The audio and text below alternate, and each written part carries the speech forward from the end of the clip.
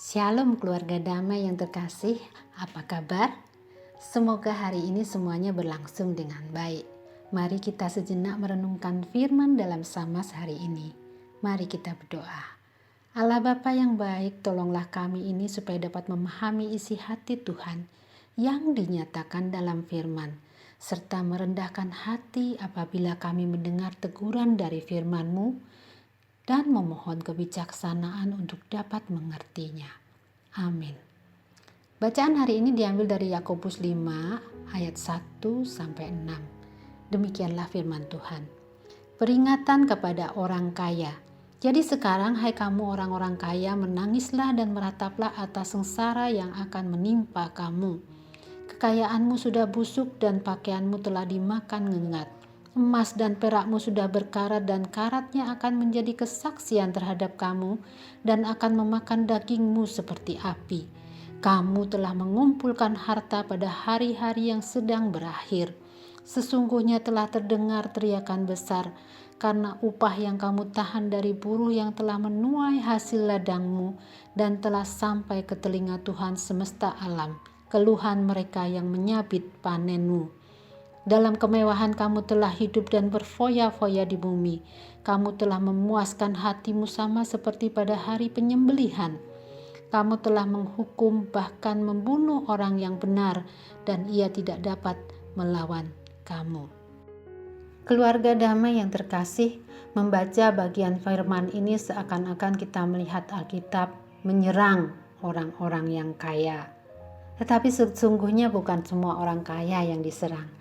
Ada begitu banyak orang kaya yang dikasihi Tuhan, seperti Ayub, Abraham, dan dalam perjanjian baru juga banyak orang kaya yang dipakai Tuhan untuk mendukung pelayanan pekabaran Injil. Kitab Yakobus ini mengecam dosa-dosa tertentu yang dilakukan oleh orang kaya pada zaman itu dan masih relevan apabila diterapkan sampai saat ini. Yang pertama, yaitu menimbun atau mengumpulkan kekayaan untuk kekayaan itu sendiri. Tentu tindakan untuk menabung, investasi, membeli rumah atau kebutuhan hidup seperti pendidikan, kendaraan, menabung untuk dana pensiun, dan lain-lain bukan termasuk yang dikecam. Tetapi yang dikecam adalah mengumpulkan harta itu untuk harta itu sendiri. Dengan kata lain, mencintai uang atau harta. Jadi, uang atau harta itu menjadi tujuan akhir dari segalanya. Hal inilah yang dikecam. Yang kedua, menahan upah buruh. Dalam upayanya untuk menimbun harta, orang-orang kaya itu menindas orang yang lemah, yaitu orang miskin yang membutuhkan nafkah untuk meredakan rasa lapar di perutnya. Di sini termasuk memberi upah yang tidak sepadan dengan kerja keras dan resiko kerja, memperlakukan dengan semena-mena, menghardik, membentak, atau menghina, atau bahkan tidak memberi waktu yang cukup untuk beristirahat. Sekalipun orang yang ditindas itu tidak mampu berteriak kepada Allah, tetapi Allah tetap melihat penindasan itu. Sebenarnya orang kaya yang tidak menolong orang miskin itu sudah dianggap bisa bersalah, apalagi bila sewenang-wenang menahan gaji atau menggunakan uangnya untuk memutarbalikkan keadilan melawan orang yang tidak mampu. Yang ketiga, berfoya-foya dalam pengertian menggunakan harta dengan tidak bertanggung jawab, menghamburkan untuk berpesta, atau membeli barang yang berlebihan harganya ataupun jumlahnya. Yang keempat, menghukum atau membunuh orang benar, ada di ayat yang ke-6. Dalam hal ini orang kaya tersebut menggunakan uangnya untuk melakukan pembunuhan orang benar. Beberapa penafsir menyimpulkan yang dimaksud orang benar adalah Yesus, para rasul, serta orang percaya. Namun secara umum bisa diartikan bahwa orang kaya ini bisa membeli kuasa untuk menganiaya orang lain. Beberapa waktu yang lalu saya membaca sebuah kisah yang terjadi pada sekitar tahun 1800-an di Amerika Serikat, yaitu di Louisiana. Pada zaman itu masih berlangsung praktek perbudakan di Amerika. Seorang wanita kaya bernama Delphine LaLaurie yang dikenal sebagai Madame LaLaurie memiliki banyak budak yang dipekerjakannya di rumahnya dan di perkebunannya. Walaupun Madame LaLaurie sering berpesta dengan teman-temannya, tapi di rumahnya sendiri para budak itu dibiarkan kelaparan. Penderitaan para budak itu akhirnya ketahuan, dan sekalipun praktek perbudakan masih berlangsung saat itu, segala tindakan Madame LaLaurie ini sudah sangat mengusik rasa kemanusiaan. Segala kejahatannya terbongkar ketika terjadi kebakaran di rumahnya. Tukang masak sengaja membakar dapur untuk bunuh diri karena ngeri atas ancaman Madame LaLaurie. Di lantai paling atas rumahnya terdapat tempat penyiksaan. Ada belenggu-belenggu dan tempat pembantaian budak-budak malang tersebut. Kengerian dan kebrutalan tidak sanggup mendefinisikan kekejaman yang dilakukannya.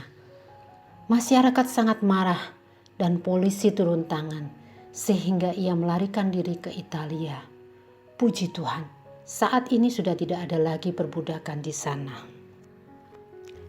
Kembali pada bacaan kita hari ini, ada dua hal yang dicatat dalam kitab Yakobus ini.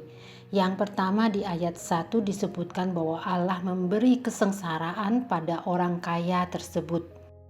Banyak kesengsaraan orang kaya semisal kekhawatiran, gelisah, insomnia, stres, dan penyakit-penyakit jantung, mah, pusing, tekanan darah tinggi, dan lain-lain. Yang kedua, Allah sanggup menghancurkan kekayaan mereka dalam sekejap seperti ngengat, karat, dan kebusukan. Kehancuran kekayaan mereka akan menjadi penderitaan bagi mereka seperti di ayat 3b disebutkan, dan karatnya akan menjadi kesaksian terhadap kamu dan akan memakan dagingmu seperti api. Jadi kesengsaraan orang kaya dimulai dari tekanan psikis sampai kemudian muncullah tanda-tanda fisik yang menimpa seperti penyakit-penyakit tadi. Surat ini ternyata juga ditujukan kepada orang miskin, supaya mereka tidak menginginkan posisi menjadi orang kaya.